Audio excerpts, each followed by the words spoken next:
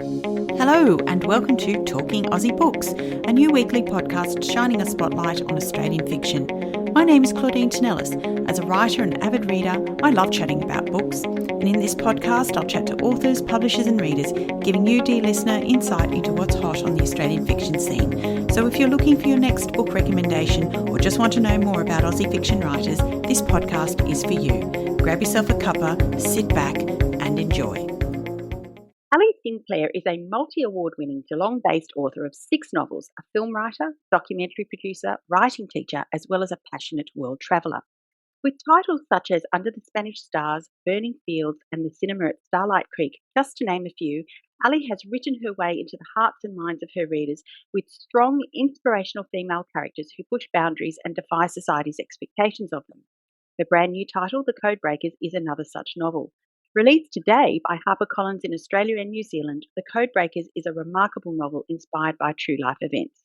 It's about the women who worked for a secret intelligence organisation in Brisbane during World War II and whose work was credited with bringing about an earlier end to the war. This was an excellent, thoroughly illuminating read that I highly recommend. And on that note, I welcome Alli to the podcast today. Hi, Alli. Hi, Claudine. How are you? I'm really well. Congratulations and happy publication day. Oh, thank you. Thank you. Are you excited? How are you feeling about its release today? I'm really excited. Also nervous. You know, it's always a bit of an emotional roller coaster, but I'm more excited because it's just been such a long time in the coming. This is a story that's taken about 2 years worth of research, and it's just so great that, you know, people get to actually hear about what these women did. You know, they've been, you know, hidden in the dark for such a long time. So now their story actually gets a chance to shine. So I'm really excited about that. So this novel was particularly interesting in that it highlighted a significant role women played during the war, but one that went unrecognised for many years. So what was it that set you on the path to writing about Ellie and the Garage Girls? I had written a book called Burning Fields, and that was set in 1948 in North Queensland. And my heroine had worked for the Australian Women Army Service in Brisbane during World War II. And I really loved writing about that era, and I just find the stories of strong women in that era really fascinating and that we can learn a lot from them. So I just Googled Brisbane World War II women and this tiny little article came up about a lady who worked for an organisation called Central Bureau in Brisbane, and it was kind of Australia's version of Bletchley Park. And I'm like, what? Why haven't we heard about this before? So I started digging, and I realised that they had actually been sworn to secrecy for decades, and it was only recently that they have been able to talk a little bit about what they do. There's still a lot of things they can't talk about, but no one had written a story about them before. And I'm like, all right, okay, I really need to find out more. So it set me off on a big long path of research, and probably about 6 months of trying to track down the real life Codebreakers. And yeah, hearing them talk about it, I just knew this was a story that needed to be told for sure. And we're so glad that you did. So for those who haven't had the opportunity to read this book as I have, can you tell me a little bit more about the story? So it's inspired by the real life female Codebreakers of Central Bureau in World War II. Central Bureau is, I guess, the precursor to the Australian Signals Directorate that we have today, who looks after sort of all of our cyber security and that sort of thing. So Central Bureau was run by US General Douglas MacArthur. The goal of Central Bureau was to decode and encode messages that went to and from the different Allied posts, including Bletchley Park. And he also had a signals area that intercepted the Japanese Morse code as they were sending messages between, you know, the Japanese ships and the army and whatnot. So this group of women were recruited, and they worked in suburban Brisbane, in Ascot, a very beautiful suburb of Brisbane, in the back of a garage. And it was very inconspicuous. It was hot, it was sweaty, it was cold in winter, it was, you know, pretty extreme conditions, while the men worked on the same property in the mansion. Of course they did. Of course they did. But what I love about this women, and I think it really reflects who they are, they embraced it and they called themselves the Garage Girls. and they totally owned it. I remember Coral, one of the Codebreakers, saying to me, everyone knew us as the Garage Girls. We came up with a name, and then whenever we went to any events or whatever afterwards, she said, everyone said, "Oh, here's the Garage Girls." So they claimed it, and everyone knew about it. I love it. Obviously, this was a very research intensive project. Can you give me some insight into, how you went about finding information about the Garage Girls and the work that they did? Yeah, this book nearly broke me in terms of research. There's many times I'm like, oh my gosh, like, do I need to dig deeper? And it's like that little rabbit hole, you get a little sniff of something and then off you go down the trails. Yes, lots of different aspects in the novel I had to research. Initially, I wanted to track down some of the real life Garage Girls and talk to them and find out about what they, not only what they did, but how the impact of holding on to a secret for decades affected their lives. And what I found, not just with the Garage Girls, but I also spoke to male members of Central Bureau as well. They all accepted it because it was, part of the job, and that they knew that they could never talk about it. But they always felt there was a little bit of a wedge between their family and friends of this part of their life, like a very significant part of their life that they could never talk about. So I researched a lot about how everyone dealt with that. Some people ran away to England and started fresh, and other people just, kind of swept it under the carpet. So that was a really interesting aspect of my research. But I also met a gentleman who was the ex-head of the Australian Signals Director, and he's also quite an amazing historian with Central Bureau. So he was able to actually give me lots of access to information that I needed. When I had questions, he would help me find the answers. If he didn't know it, he would put me in touch with the right person. I also liaised with some signals professors at the University of New South Wales. They were amazing. It got really technical at one stage. So what does that mean in layman terms? But they were really amazing. And of course, the Central Bureau organisation as well. Talking with them and them getting me in touch with the right people and speaking with family members as well, and how they reacted when they found out about what their grandparent or mother or cousin had done. And also, of course, then I could go on for hours, can't I?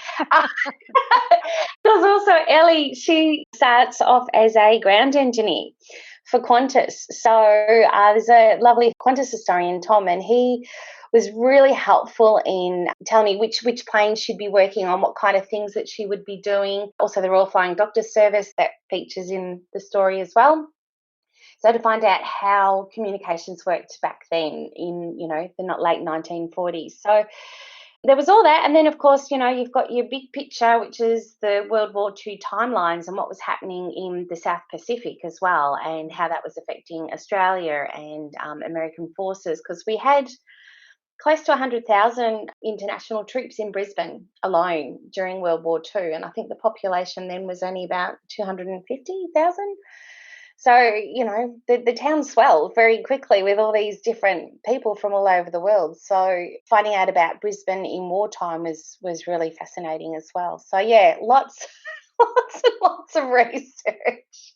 So much research, but it was really enjoyable, and I really feel like I've got a good feel for that era of history. I think it's fair to say, and I think you've alluded to it already, that the biggest challenge faced by these women, and obviously the real life Garage Girls and the women in this book, was not the work itself, but the fact that they were sworn to secrecy. So why were they sworn to secrecy, and when was the information relating to Central Bureau declassified? They were sworn to secrecy because of the top secret nature of the work that they did.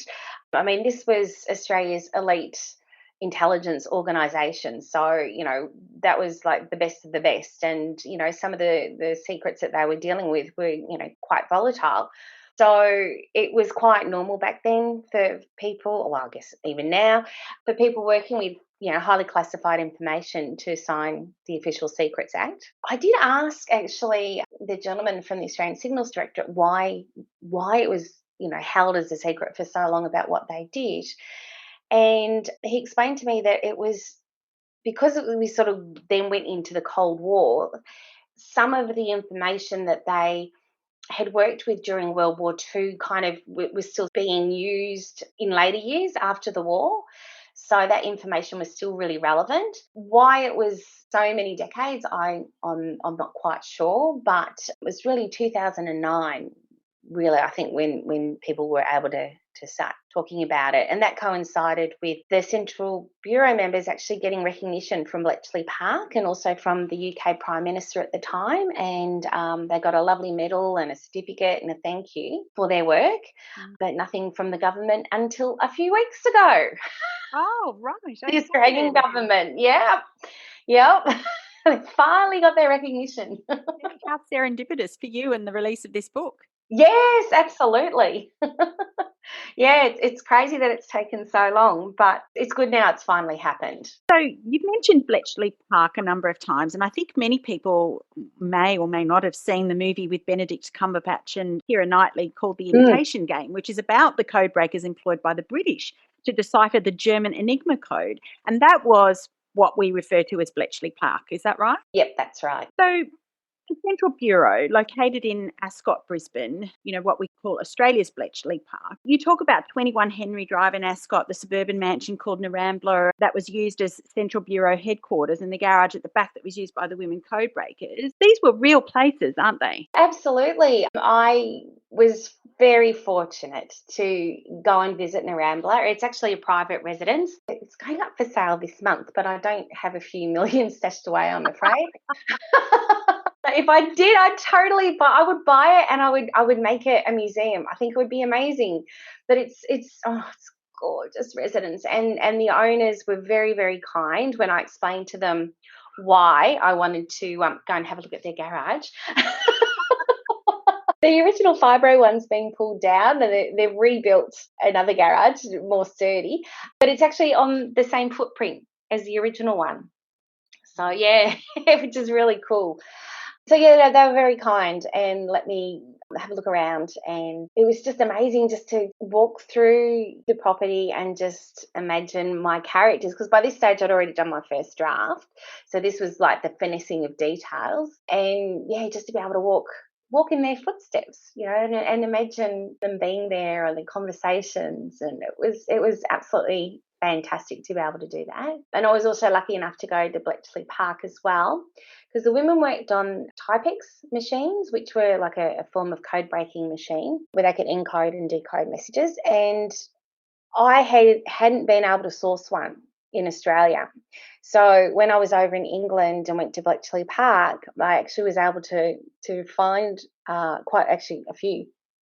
And chatted to one of the experts there, and they sort of took me through it, how it all worked, and that was just amazing to be able to do that, because before that I had only been able to source the information from my codebreakers, who are all in their 90s, bless them. So Yeah.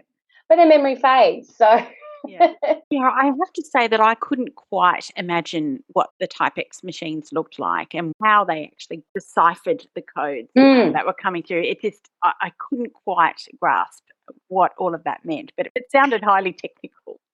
Yeah, it is highly technical, and it took me a long time to be able actually to fully understand it. So could you imagine being like 19 from the country and then put into this elite organisation and then having to learn these machines and knowing that you had to be 100% accurate all the time, because one mistake could cost lives. The pressure of working those machines would have been amazing. I think Ellie definitely feels that pressure, and there's an incident early on in Ellie's career at Central Bureau where a hospital ship was torpedoed and many lives were lost. So, the sense of responsibility on the codebreakers was enormous, wasn't it? Yeah, absolutely. And they were such young women, and having to have all this weight on their shoulders was just incredible. So let's talk about Ellie for a bit. This was one remarkable woman, I have to say. In 1942, she was working for QEA, or the Qantas Empire Airlines, as it was then known, as a mechanical engineer.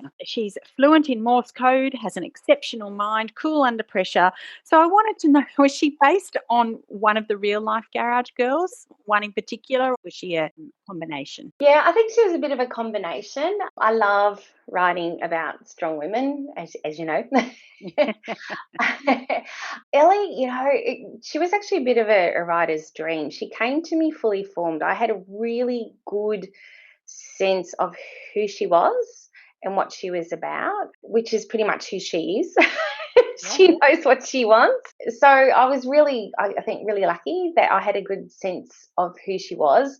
But I think also that came about because I had been having these amazing conversations with the female Codebreakers, and I got a really good sense of these ladies and the inner strength that they have, and they just, put their head down and just, get on with it. And that's one of the things they always used to say to me was like, oh, we just got on with it, which is very typical of that era. So a few of the other characters, it took a few drafts to figure out who they were and what they were about. Not only was she remarkable in the sense that she was a fantastic candidate for the Central Bureau, but she was also a trailblazer in many ways, certainly in the aviation field, becoming the first female pilot for the Royal Flying Doctor Service.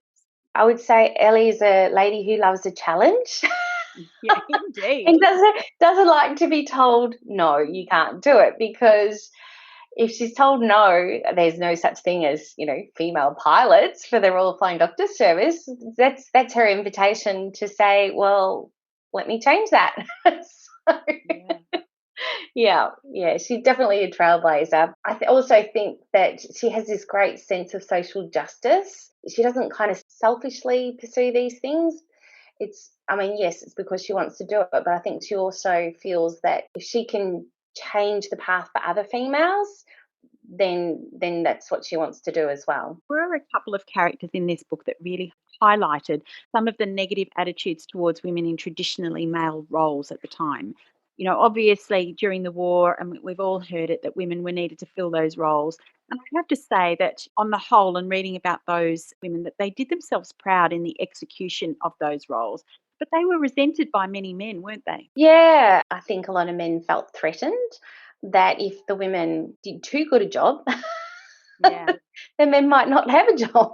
It's, the old male ego and the patriarchal view of the day that, women should be in the kitchen. Why should these women be here working with top secret stuff? But then I think there's also an element that there were also a lot of men who also appreciated what the women did. So it was interesting to be able to write the viewpoints from different male characters and how, some embraced it and thought it was absolutely fantastic that the women were out here, doing this work and helping them along the way. And then, you've got the odd one here or there who get their nose out of joint because they feel threatened that the woman might actually do it better than them. As mentioned earlier, Ellie and the other garage girls labour under the weight of the secret they had to keep regarding what they did at Central Bureau and the important role that they played, which leads me to ask about the difference between secret and lies. It's something that you make a distinction about and you explore in the book. And I wanted to say that one of my all-time ever favourite characters, and he's called Jamie Fraser from the Outlander series, tells my other all-time favourite character, Claire from the Outlander series, that there is room for secrets in a marriage, but not lies. So tell me about that, and how do Ellie and the other girls walk this line? Yeah, and it's really funny because that was probably one of the angles I struggled with the most. I had countless discussions with my editor about this, the difference between secrets and lies. When my character says, well, he's very against anything, secrets, lies or whatever, and the omission of something he still considers as a lie. So it was actually really interesting to explore that. And I think even in real life, everyone has a different angle because we all have our baggage with us and our own experiences. And so I think sometimes what one person might view as a lie, another person might say, oh, it's just an omission of facts. Or another one might say, well, you should never keep secrets. And another one might say, well, actually, sometimes you need to. So it was really interesting to be able to explore that through the different characters and their own perceptions of that. It definitely led to some interesting discussions with my editor. For Ellie and the Garage Girls, it wasn't just an omission that they just willfully decided to make. It on pain of being charged as a traitor, really, for divulging this very great secret. So there were real stakes at play here. With my discussions with people who work for Central Bureau, they said, it was common in terms of you would just say to someone, oh, I work in highly classified stuff sort of thing, I can't talk about what I did. And that's fine. And people wouldn't, prod for more information. Whereas I think these days, because we're more open about stuff, I think people might, try and prod a bit more to get more information. Yeah, they wouldn't be satisfied with that answer, would they? No, that's right. And I think that's one of the contrasts I found when I was writing about these young women in World War II. They had these big secrets and they managed to find a way to live their lives with them. It was rocky, but they managed to do so. Whereas women these days, sort of around the same age, that early mid-20s, their whole life is, well, not all of them, that's generalizing, but a lot have their lives on social media. So it's kind of like gone from one extreme to the other. It's like, here's everything in my life. And then in the 1940s, it's like, nothing about me. Central Bureau was not the only secret Queensland kept during the war, was it? Was there really a secret American Army base located in Charlottesville? Yeah, there was. How cool is that? Oh, no. Another thing I didn't know. I didn't know either. I honestly, I can't even remember how I found that out. I think it was when I was doing some research as to where I was going to send Alli after the war. I found out there was a secret US Army base just outside of Charleville. And what I love about it is there's still a bit of air of mystery about it, because some people say that the entire town was sworn to secrecy by the US government about this air base. And other people say, oh, no, it was just the Australian contractors working at the airbase. So even now, like, people still can't agree how it all worked. But they also had a fake airbase as well, which they actually placed the airbase far enough south. So if the Japanese were trying to invade, they wouldn't have enough fuel to actually get that far south, in theory. But if they did, the US government had actually set up a fake airbase just outside of Charleville. So it was made of cardboard cutouts. Wow. And wooden stuff. So they had like a shed and planes and a fake airstrip. So in theory, if the Japanese did make it that far, they would bomb that base, the fake base. And then, further away was the real one, which they would actually cover with mulga branches when the airstrip wasn't being used. Yeah, it's amazing, isn't it? Yeah. And the fact that a whole town can keep that secret is just phenomenal to me. Yeah, it is. I like to say it's only probably in the last 15 or 20 years that it's kind of become public knowledge. I believe a farmer may have found remnants of the airbase or something. Like, it hadn't been public knowledge for a long time, and then someone just randomly found something and started investigating, and voila. Voila, indeed. So I understand that you've written, researched and co-produced a documentary about the Codebreakers and other things. So I was wondering, could you tell me a little bit more about that? I love how the universe works sometimes. So 2010, I was coming back from the Romance Writers Conference in Sydney, and I was flying back home, and a lady sat next to me and we got chatting, and she's a documentary producer, done some amazing things. We just got along really well, and we both sort of said, you know what, I think we were supposed to meet. So we kept in contact, we'd catch up, for lunch and that sort of thing. And then a couple of years ago, I was having lunch with her and I mentioned about these code-breaking women I just started researching, and you could just almost see the exclamation marks flashing above her head. Light bulb, light bulb. Yeah, absolutely. We did start filming our documentary last year. Of course, then COVID happened. It's been quite a challenge to get it back up and running and going interstate to film our Codebreakers, because borders and, whatnot. But we are definitely back into it again, but we're actually expanding it and looking at more untold stories of Australian women in history. What we've discovered, there are so many amazing stories out there that we don't know about. And it was kind of inspired by my daughter a few years ago. She was probably in grade 6, and she said to me, "Mum, why are we only learning about men in history?" And I'm like, "That's a very, very good question, my dear." And it just kind of sparked that idea. There are so many amazing, amazing Australian women, and we really want to get their stories out there. Were you writing for film and screen before your novels? And if so, did this help you with your novel writing, do you think? No, well, yes, it does help me, but no, screenwriting is kind of something quite new to me. For the last 3 years, I think I've really taken an interest in it, and I've done some courses, and I've been writing different screenplays. I'm actually working with a film producer over in LA on a couple of projects, which is very exciting. Yeah, all historical based. Surprise, surprise. They're very, very different animals. They're similar in that things like characterization and being able to, tell a good story and keep the pace going and withholding some information and revealing it at the right time. So all those elements are the same, but screenwriting is different in regards to, one, you don't have the chance to bring the reader or the viewer into the character's head.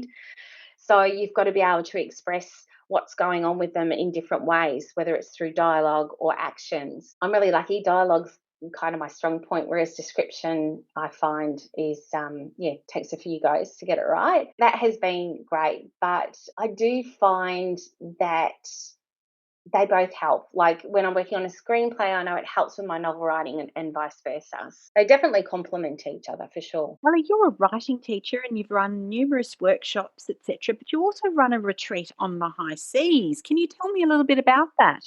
Oh, yes. Oh, I can't wait to get back on the high seas. Well, last year we had to run it online via Zoom, so we called it Shipwrecked. I love that. My lovely work wife, Tina Marie Clark, who writes awesome African thrillers, 2018, I think, was our first Writers at Sea retreat. So we took a group of writers, we went to the South Pacific, and so it's a lovely mixture of holiday and writing. And so when we're at sea, on the sea days, we hold workshops in the morning, and then in the afternoon we do what we call a tide pool. So it's kind of like writing sprints. Mm-hmm. But we also offer, one-on-one consultations, and we'll, read some of your work, go through your synopsis. You've got us there that whole time. And even afterwards, we like to be accessible after the event as well. And we usually do a check-in, usually at the 3-month mark, because we get people to set goals and keep them on the straight and narrow. Fantastic. But we're always there, for any of our participants whenever they've got, questions throughout the year. It's a really fun way to just get away and think about writing and meet other like-minded people, because I think one of the hardest things that most writers struggle with is actually getting that time to just sit down and concentrate on your story and your characters. So that trip actually gives you a chance to do that, but you can also, combine it with swimming at the beach in New Caledonia. And It's a tough gig, eh? I know. Whenever I say to my family, "Oh, I'm off on the Writers at Sea," they're like, "Yeah, you call it work." This year we're keeping it local. We are really hoping to do it face to face. So we're doing it up in Cairns this year, with the view to hopefully next year we might be able to take it back out on the cruise ship. So, given your experience as a writing teacher or coach and your screenwriting and your novel writing, I wondered if you had any tips for the numerous writers who'd listen to this podcast. The number one would be write what you love. You've got to be in love with your characters. You've got to be in love with your story, because they're going to sit with you for goodness knows how many drafts. And look, there will come times when you just think, "Oh, if I read this one more time, I'm going to vomit." That's when you know it's pretty much ready for someone else to read. You just have to write with passion and with love for the story and the characters. If you are trying to, what they say, write to market, and you're not engaged with the story, it's really easy to tell. I had a lovely writer she was writing a particular genre that she felt that she should write, but the heart wasn't there. And then after having a long chat with her, discovered that she actually really loved reading this other genre. And I'm like, well, why aren't you writing that? And someone had said to her, oh, well, this particular genre is selling well. And it was the one that she'd tried writing in. So anyway, she went and had a bit of a think about it. And then she decided to write the genre that she loves, like the one that, the genre of her heart. And then she sent through her work, and it was on a whole different plane. You could just see it. She, was totally engaged with it, and the story sung. There was such a contrast. So yeah, definitely write what you love. Don't write something because you feel you have to. Read. Read lots. Not only will it help you with your own writing, it also gives you a feel for what kind of books are being published at the moment. Get involved in writing organisations. I think finding your tribe is really important. Some of my nearest and dearest friends are writers, and I've met them through various writers' organisations. It's so nice, to be able to share that journey with people who get it. Like family and friends can understand that highs and lows to some degree, but when you've got a writer friend who is on that journey and totally relate to each other, I think that's really helpful. And get a really good critique partner if you can. And often the writers' organisations can help you find one or two, because reading other people's work can also really help your own. I know a lot of writers starting out say, oh, but I can't give a critique because I'm only just starting out. But writers are readers. And so if you're reading someone else's manuscript, there's a good chance that you can actually sort of see what's working and what's not working, regardless of whether it's the first manuscript you've picked up or it's your 10th. I think everyone has something to contribute in terms of critiquing somebody else's work. So, Alli, I wanted to know, are you working on something else at the moment apart from your documentary? Currently deciding on the next book. I've got 2 vying for attention. Wow. Yes. I'm a chronic synopsis writer. I have no shortage of ideas. I just have a shortage of time to write them. Yeah. Like not every idea I come up with, I run with. Yeah. But sometimes there's a great idea, but it's not the right time. So there's nothing wrong with putting an idea aside until the time is right. So one of my ideas has been kicking around my head for 7 years, and I hadn't felt ready to write it. But now I feel, okay, yep, now's the time. I'm ready to jump into this particular idea. I don't think that I waste time when I sit down and write a synopsis while the idea is fresh in my head. I just pop it aside and then, may pull it out in a couple of years, or it may just forever gather the dust. But it's there if I need it. Alli, if people wanted to find out a little bit more about you and your books, where could they do that? I am on Facebook under Alli Sinclair Author. I'm also on Instagram, Alli_Sinclair. Then, of course, I have a newsletter, which people can sign up for that on my website, which is allisinclair.com. And I blog intermittently. Well, Alli, I wanted to say once more, congratulations on the publication of this wonderful book. I hope you get to celebrate today in the way that you would like to. It's been incredibly illuminating and so much fun chatting with you today. Thank you so much for joining me on Talking Aussie Books. Oh, thank you so much for having me. It's been wonderful. Great start to release day for sure. Well, that's a wrap, folks. If you enjoyed this podcast, please leave a review on iTunes or drop me a line via my Instagram at Claudine Tinellis or on my webpage, claudinetинellis.com. Thanks for listening. Until next time, happy reading.